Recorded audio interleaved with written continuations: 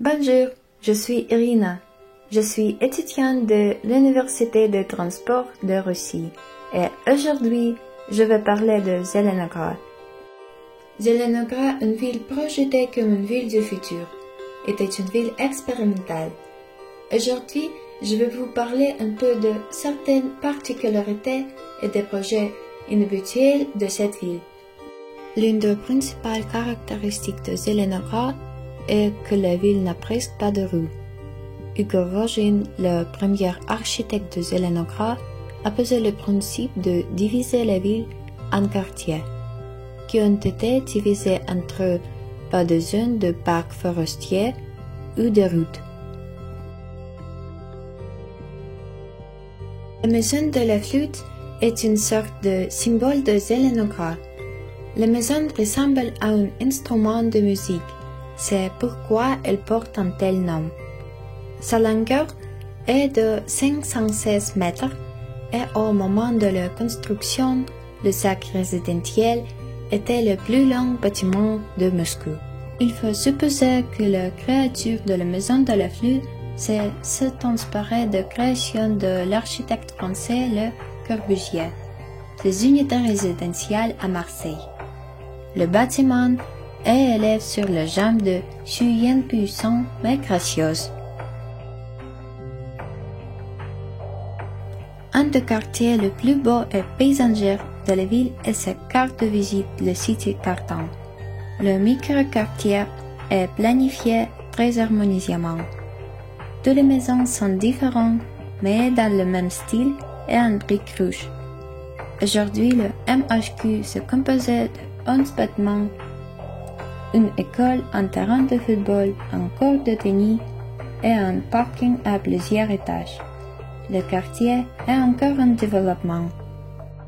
Le projet de l'Institut d'ingénierie électronique de Moscou, MIET, ressemble à l'Institut polytechnique d'Helsinki, conçu par le célèbre architecte finlandais Alvar Aalto.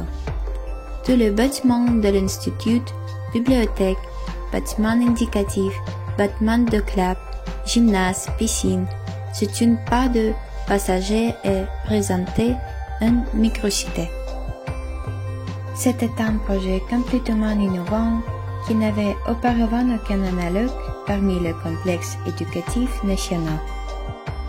En 2019, le complexe architectural a été reconnu comme un patrimoine culturel d'importance régionale.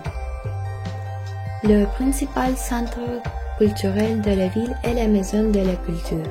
Maison de la Culture s'est composée de 3 façades. La hauteur différente des différentes parties du bâtiment lui donne un aspect pittoresque et expressif. Leur solution architecturale est construite sur une combinaison de différents volumes d'échelle, de contrastes de surface vitrée et de plans lumineux.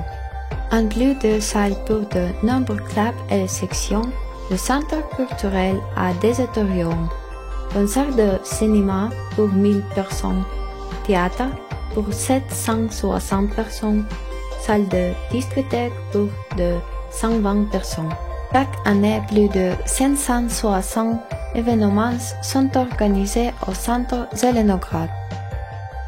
L'église se trouve sur le précédemment tenu par le monastère de Novinsky de Moscou. La première église, en bois, consacrée en l'honneur de Saint Nicolas de Mirlitis, a été construite en 1756. En 1802, le nouveau propriétaire de domaine, Andrei Dolgorukov, a posé une nouvelle église en pierre. La construction a été achevée en 1827. L'église inférieure, chaude, a été consacrée en 1827. Le supérieur, froid, en 1828.